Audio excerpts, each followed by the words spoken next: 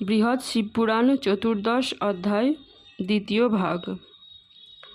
যমদূত এসেছিল লইতে আমারে, দেবগণ যমদূতে নিবারণ করে। ভয়ে যমদূতগণ করে পলায়ন, বিমানে চড়িনু আমি ওহে পদ্মাসন। দেবনারীগণ মোর থাকি চারিপাশে, বিজন করিতে থাকে মনেরও উল্লাসে। গঙ্গায় মরিনু আমি এই সেই কারণ, শতেক বদন মোর হইল তখন। ঈশের আদেশে আমি এই বিশ্বে আসি, ব্রহ্মারূপে মনসুখে আছি দিবানিশি। কি বলিব তোমা পাশে গঙ্গার মহিমা, গঙ্গারও প্রসাদে পুরে মনেরও কামনা। বলিনু তোমার পাশে মম বিবরণ, এখন আপন স্থানে করহ গমন। কত যে ব্রহ্মাণ্ড আছে কে বলিতে পারে, কত ব্রহ্মা কত ইন্দ্র আছয়ে সংসারে। এতেক বচন শুনি চতুর আনন, বিস্মিত হইয়া রহে না সরে বচন। ধীরে ধীরে নমস্কার করি সনাতনে, ধীরে ধীরে নমস্কার করি শতাননে। উঠিলেন শূন্য ভরে সবিস্ময় মনে, কৈলাস উদ্দেশ্যে পুনঃ করেন গমন।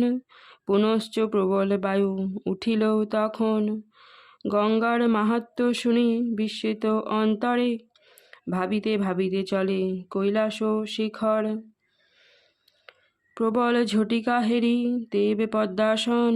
চিন্তাকুল হয়ে দ্রুত করেন গমন, কোন দিকে যাবে কিন্তু নাহিক নির্ণয়। বায়ু বেগে কার সাধ্য অগ্রসর হয়, ঘুরিতে ঘুরিতে পড়ে দেব পদ্মাসন। অপর ব্রহ্মাণ্ডে গিয়া দিলেন দর্শন, দেখিলেন তথা এক ব্রহ্মা সমাসীন। জটাজুট শোভে শিরে অতীব প্রবীণ, সহস্র বদন তার কিবা শোভা ধরে। উঠিতেছে হোম গন্ধ দিক দিগন্তরে, তাহারে হেরিয়া দেব চতুর আনন। প্রণাম করিয়া বসে সবিস্ময় মন, ধীরে ধীরে জিজ্ঞাসেন সহস্র আননে। পরিচয় দেহদেব এ অধীন জনে, কিরূপে ধরিলে তুমি সহস্র আনন। ব্রহ্মাণ্ড ঈশ্বর বল কিসেরও কারণ, সহস্র আনন কহে শুনো পদ্মাকর। একমাত্র জগৎ পাতা সবারও ঈশ্বর, তাহার আদেশে আমি ব্রহ্মপদে বসি। আদেশ পালন করি সুখে দিবানিশি, যে কারণে ধরি আমি সহস্র আনন। বলিতেছি সেই কথা শুনো পদ্মাসন। মুষিক উদরে আমি জন্ম ধরিয়ে, বহুদিন ছিনু বিধি ধরাধামে গিয়ে। বিবর করিয়া সদা করিতাম বাস, মার্জার হেরিলে হতো অন্তরেতে ত্রাস। রাত্রি যোগে গর্ত হতে উঠি ধীরে ধীরে, ভ্রমিতাম খাদ্য হেতু উদরেরও তরে। যাহা কিছু পাই তাহা করিয়া ভোজন, করিতাম পুনরায় বিবরে গমন। এই রূপে বহুকাল জীবন কাটায়, তারপর ঘটে যাহা বলি তব ঠাঁই। একদিন উঠিয়াছি আহারেরও তরে, সহসা মার্জার এক হেরিল আমারে। বিবরে যাহাতে আমি নারিনু তখন, ভয়ে ঊর্ধ্ব শ্বাসে করি বেগে পলায়ন। পশ্চাতে পশ্চাতে মোর ধাইল মার্জার, পড়ি কিংবা মরি নাহি দৃষ্টিরও সঞ্চার। দৌড়িতে দৌড়িতে আমি করিনু গমন, অকস্মাৎ গঙ্গা গর্ভে হই নিপতন। যেমন পতিত হই জাহ্নবী সলিলে, অমনি ত্যাজিনু প্রাণ কহি যে তোমারে। গঙ্গার গর্ভেতে মোর হইল মরণ, সেই হেতু এই পদ ওহে পদ্মাসন। গঙ্গার প্রসাদে আমি এই পদ ধরি, পরম সুখেতে আছি দিবা বিভাবরী। বলিনু তোমার পাশে মম বিবরণ, এখন আপন স্থানে করহ গমন। এতেক বচন শুনি দেব পদ্মজনী, নমস্কার করি পুনঃ চলিল তখনই। বিস্মিত হইয়া চলে দেব পদ্মাসন, মহাবেগে শূন্য মার্গে করেন গমন। মনে ছিল আগে যাবে কৈলাস ভূধর, কিন্তু উপনীত গিয়া বৈকুণ্ঠ নগর। প্রবল ঝড়েতে পড়ি দেব পদ্মাসন, নানা স্থানে ঘুরি যান হরির সদন। ধীরে ধীরে উপনীত বৈকুণ্ঠ আগারে, দেখিলেন দেব হরি সিংহাসন পড়ে।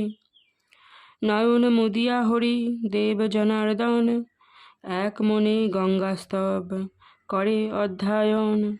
পরিষদ সবে আছে নয়ন মুদিয়ে, গঙ্গাস্তব শুনে সবে একান্ত হৃদয়ে।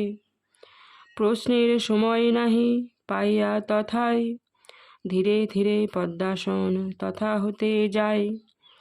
বিস্মিত অন্তরে যান কৈলাস নগর, যথায় বিরাজ করে দেব দেব হর। ক্রমে ক্রমে কৈলাসেতে করিয়া গমন, কৈলাসের দ্বার বেশে উপনীত হন। আশ্চর্য হেরেন গিয়া কৈলাসের দ্বারে, শিব মূর্তি চারিজন বসিছে স্থলে। তাহা দেখি সবিস্ময় দেব পদ্মাসন, বুঝিতে নারেন সত্য শিব কোন জন। বিধিরে ব্যাকুল হেরি শিবের দুয়ারি, কহিলেন শুনো শুনো ওহে সৃষ্টিকারী।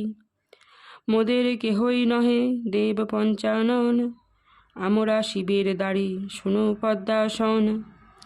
পশুপতি বসিয়াছে সিংহাসন পরে, কল কল রবে গঙ্গা বিরাজেন শিরে। বামেতে পার্বতী দেবী আছেন বসিয়ে, আত্মারাম আত্মানন্দে আছেন মজিয়ে। ব্যাকুল তোমারে কেন হেরি পদ্মাসন, কিসের কারণে বলো হেথা আগমন। এত শুনি পদ্মাসন কহে ধীরে ধীরে, শুনো শুনো মম বাক্য বলি সবাকারে। তোমা সবে কেবা ছিলে কহ বিবরণ, শিবরূপ কিবা রূপে করিলে ধারণ। দাড়িগণ কহে সবে শুনো পদ্মাকর, মোদের বৃত্তান্ত অতি বিস্ময় আকর। অবনীতে ছিনু মোরা কৃমিরূপ ধরি, দারুণ পাপিষ্ঠ মোরা ওহে সৃষ্টিকারী। কুকুরেরও সব এক গঙ্গায় পড়িয়ে, স্রোত বেগে চলি যায় ভাসিয়ে ভাসিয়ে। সেই সবে বহু কীট লোভিল জনম, আমরা তাহার মধ্যে এই চারিজন। বায়স আসিয়া বসি সবেরও উপর, কৃমি ধরি ভোজনেতে হইল তৎপর। তারপর চঞ্চুপুট হতে মোরা চারি, পতিত হইয়া যায় শরীর উপরি। গঙ্গা গর্ভে পড়ি মোরা ত্যাজিনু জীবন, সেই ফলে হই মোরা তুল্য পঞ্চানন। গঙ্গায় মরণ ফলে এই পদ পাই, শিবের দুয়ারি হই কহি তব ঠাঁই।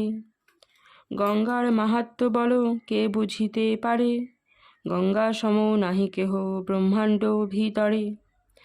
এই হেতু দেব দেব দেব পঞ্চানন, সযতনে শিরোপরি করেন ধারণ।